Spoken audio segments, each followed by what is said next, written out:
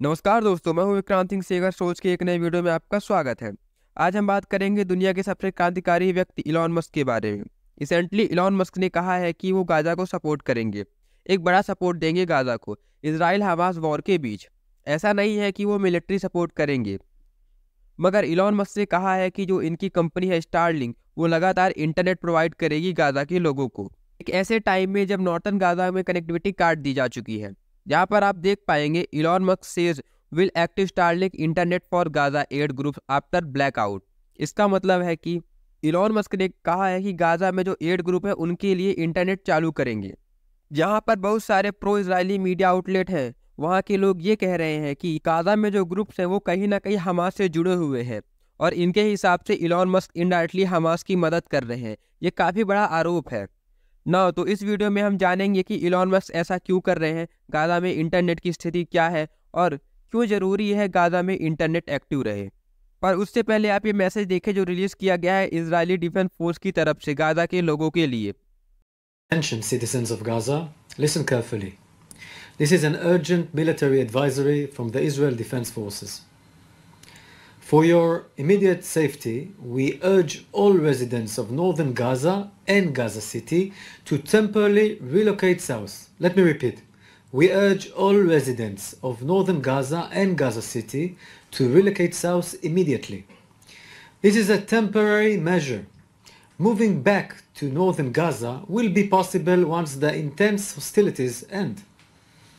Hamas puts your life in danger by placing weapons and forces within civilians' area in Gaza, including schools, mosques, and hospitals. यहाँ आपने सुना कि Israel की ये journal है, ये ओपनली कह रहे हैं हमास के लोगों को कि गाजा पट्टी और नॉर्थ में जो भी लोग हैं वो रिलोकेट कर जाए। 11-12 लाख लोगों को कह रहे हैं कि ये साउथ की तरफ चले जाए। देखिए, इजराइल यहाँ एक बहुत बड़ा ऑपरेशन करने जा रहा है। इसमें सिविलियन कैजुअलिटीज होंगी, हेल ऑन अर्थ भी बन सकता है गाजा, ज़्यादा चांसेस है इसके बनने के। कई बेगुनाह लोग मारे जाएंगे। इमेजेस एंड वीडियोस बाहर जाएंगे तो दुनिया को हॉरिफाई कर देंगे। तो इजराइल ने अपना तरीका निकाला है इससे डील करने के लिए। इजराइल ने बहुत हेवनली बॉम्बिंग की है गाजा में।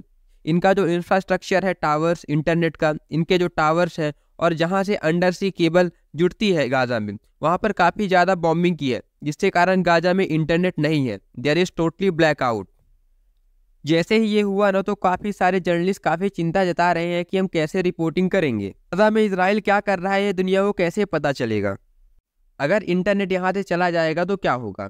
देखिए, यहाँ पर जो जर्नलिस्ट है उनके कैमरे छीन लिए जा सकते हैं, कैमरा डिस्ट्रॉय किया जा सकता है। इंटरनेट का यह बहुत अच्छा फ़ायदा होता है कि हम जब भी कोई इमेज या वीडियोस क्लिक करते हैं उसको इंटरनेट पे अपलोड कर सकते हैं। और कोई भी चीज़ इंटरनेट में एक बार अपलोड हो गई वह हमेशा इंटरनेट पे घूमती रहती है, उसको डिलीट करना काफ़ी मुश्किल हो जाता है। इसीलिए देखिए, यहाँ लिखा है कि यूके का मीडिया क्या कह रहा है। Israel locked out internet and communication, cutting of the territories residents from the contact with the outside world. देखिए, ये आप किसी से भी पूछेंगे तो वो गलत ही कहेगा। इसमें हमको पता ही नहीं चलेगा कि गाजा में आखिर हो क्या रहा है। इसलिए इलॉन मस्क ने कहा है कि वो गाजा में इंटरनेट प्रोवाइड करेंगे। अगर आप इनका ट्वीट देखेंगे तो उन्होंने स्पेशली कहा है कि ये जो इंटरनेशनली रिकॉग्नाइज्ड एड ग्रुप है ये उनको इंटरनेट प्रोवाइड करेंगे, जिससे एड की मदद लगातार आम लोगों तक पहुंचती रहे। आपको पता ही होगा एड भारत भी भेज रहा है गाजा के लोगों के लिए। भारत सरकार ने भी एड भेजी है क्योंकि यहाँ सिविलियंस भी रहते हैं। 3 मिलियन लोगों के साथ जो होगा एज ह्यूमैनिटी, उसको हम बिल्कुल भी इग्नोर नहीं कर सकते हैं।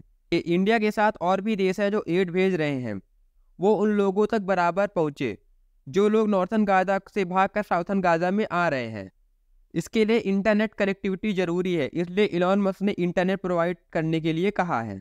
बट इजराइल के जो सपोर्टर है वो लोग कह रहे हैं स्टारलिंक जो इंटरनेट प्रोवाइड करेगा इसका हमास गलत दुरुपयोग करेगा। इसका दुरुपयोग कैसे होगा? तो जो लोग नॉर्थ में बैठे हैं और जो लोग साउथ में बैठे हैं हमास के लोग, ये लोग आपस में कनेक्ट हो जाएंगे और आपस में कम्युनिकेट कर पाएंगे। पर आपको यहाँ इलॉन मस्क की थिंकिंग समझनी चाहिए। अभी कुछ समय पहले एक ऑनलाइन कन्वर्सेशन हो रही थी, या कह लीजिए एक कॉन्फ्रेंस हो रही थी, जिसमें विवेक रामास्वामी भी थे। आपको पता होगा विवेक रामास्वामी यूएस में प्रेसिडेंटल कैंडिडेट भी बनने की कोशिश कर रहे हैं। ये लोग बात कर रहे थे वर्ल्ड वॉर 3 की। तभी इलॉन मस्क बीच में बोलते हैं और वो कहते हैं मेरा मानना है कि हम धीरे धीरे या कह लीजिए स्लीप वॉकिंग कर रहे हैं। स्लीप वॉकिंग यानी नींद में चल रहे हैं। हैं कि ह्यूमैनिटी भी स्लीप वॉकिंग कर रही है, धीरे धीरे वर्ल्ड वॉर 3 की तरफ बढ़ रही है। हमें पता ही नहीं है वर्ल्ड वॉर 3 सामने है। जैसा आप देख रहे हैं रसिया यूक्रेन के बीच हो रहा है और इजराइल और हमास के बीच चल रहा है। ये सब देखते हुए we are on the way world war 3। आपको मैं छोटी सी क्लिप सुनाता हूँ इलॉन मस्क की। I think we are sleepwalking our way into World War III. Sleepwalking our way into World War III. With one foolish decision after another. अब ये audio सुन के आपके मन में सवाल आ रहा होगा कि गाजा में इंटरनेट प्रोवाइड करने से वर्ल्ड वॉर 3 कैसे रुक जाएगा। पर आप देखिए, अगर ऐसा होगा तो इस्लामिक वर्ल्ड में जो एंग्जाइटी है वो काफ़ी कम हो जाएगी, जो ट्रस्ट बिल्डिंग है वो वापस बन जाएगा। नहीं तो कोई बड़ी बात नहीं होगी फिलिस्तीन को लेकर कोई इस्लामिक देश बड़ा कदम उठा दे, क्योंकि वहाँ पर बहुत ही बड़ा कोरिलियस इशू आ जाता है जेरूसलम का। जेरूसलम के लिए कई बार क्रूसेड्स हुए हैं, कई बार वॉर हो चुकी है। ये एक काफ़ी लंबी हिस्ट्री है। अगर आप इसकी हिस्ट्री जानना चाहते हो तो हमारा इजराइल फिलिस्तीन की वीडियो का पार्ट 1 और पार्ट 2 जरूर देखिए, लिंक डिस्क्रिप्शन में दी गई है। अब आखिरी में मैं आपकी राय जानना चाहूँगा कि इलॉन मस्क ने सही किया या गलत। आप कमेंट करके बता सकते हैं अपनी राय।